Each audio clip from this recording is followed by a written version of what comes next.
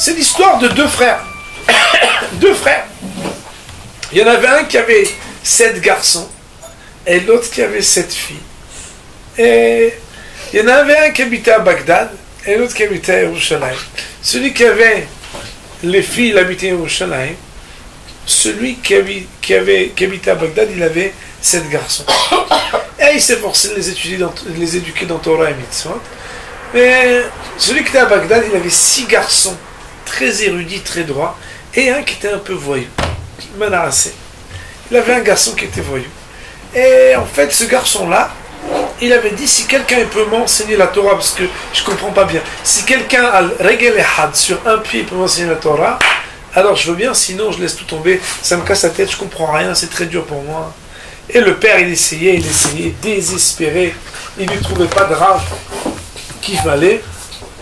Et il s'est dit, écoute, ce que je vais faire, je vais l'envoyer chez mon frère. Il va là-bas à Yerushalayim.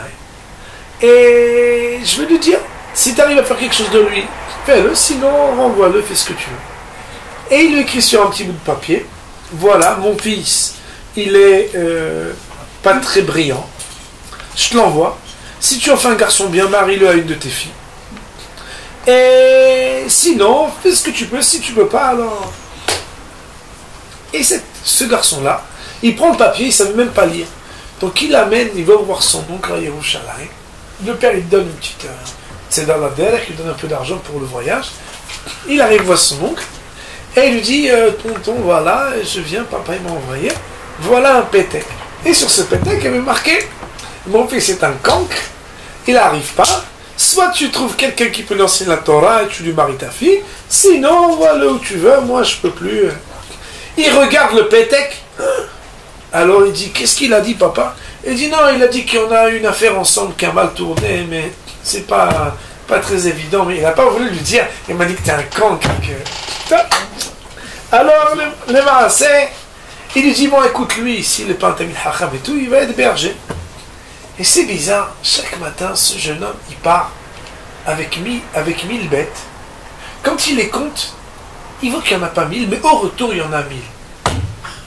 Chaque soir, il fait le compte, il voit. Et alors, premier jour, il dit, ah, j'ai du mal compter à la base, au départ. Deuxième jour, il voit qu'il y en a une qu'il n'avait pas vue avant, et il y en a 1000 alors qu'il n'y en avait pas 1000. Troisième jour, il dit, ça pas du tout. Je compte avant de partir, il compte. Il y en a 1000. Il recompte quand il est là-bas, il voit qu'il n'y en a pas 1000, il y en a 999. Et le soir, quand il recompte au retour, il voit qu'il y en a 1000. Il dit, ah, qu'est-ce que c'est cette histoire bizarre? Il a dit, c'est pas possible. Demain, je vais bien regarder ce qui se passe. Et il voit que Béhémet, en les accompagnant le matin, il voit qu'il y en a une qui s'en va, qui va de côté. Et d'ailleurs, il voit qu'elle est bien grosse, bien grasse, cette bête, et elle va. Il la suit, il avance, et il voit qu'elle va, elle monte dessus, elle a. Maman, elle a quelque chose qu'elle doit faire. Et elle le conduit dans une grotte. Là-bas, il voit un vieil homme. Et ce vieil homme-là, il lui dit, c'est toi que j'attendais. Tu sais, tu as dit à ton père à Bagdad que si quelqu'un t'enseignait la Torah, al-regel ehad, alors tu voudrais bien. Alors regarde, je vais te faire boire quelque chose à boire. Et je vais te raconter quelque chose, tu vas voir, tu vas tout comprendre. Et l'histoire raconte qu'Elion Navi l'attendait là-bas. Et il lui a donné un verre de je ne sais quoi. Et, attention, c'était pas la bourra, c'était un verre, on avait dit quelque chose, un soft drink. Et il a donné quelque chose à boire. Après, il a commencé à dire Divrei Torah. Ah, le garçon, il a senti qu'il comprenait. Il est reparti avec cette bête. Il rentre. Et puis le soir, il commence à étudier un peu. Et il y a une des 7 filles de ce frère d'Yerushalayim qui voit le garçon étudier. Alors elle dit à son père, papa, tu sais, ce garçon, j'aimerais bien.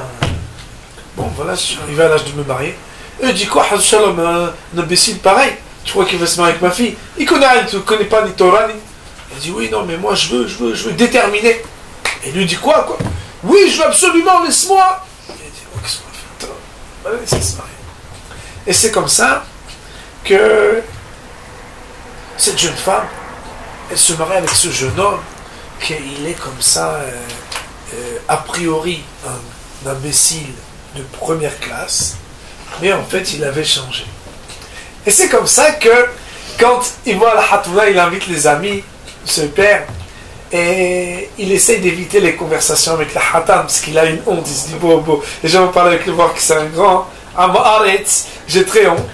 Et au point que le Shabbat, que c'était le minhag là-bas, que normalement le Shabbat, durant le Shabbat, c'est le Hatan qui fait une dracha. Le beau-père il dit, c'est moi qui me parlais. Et le jeune homme qui vient, il prend son tali, il monte sur la teva, il commence à dire Dvarim, Metukim, Mitvash, Minof et Tsoufim. Il commence à parler les choses. C'était là, et le père, il n'en revient pas, incroyable. Alors, il renvoie à son frère une missive en lui disant, écoute, je ne sais pas exactement ce qui s'est passé, mais ton fils, c'est un très grand ami de Hacham, il s'est marié comme tu souhaitais avec ma fille, et il m'a dit que c'est Léon Navi qui est venu et qui a réglé sur un pied, et il a pu lui apprendre à aimer et à découvrir la beauté et la douceur de la Torah.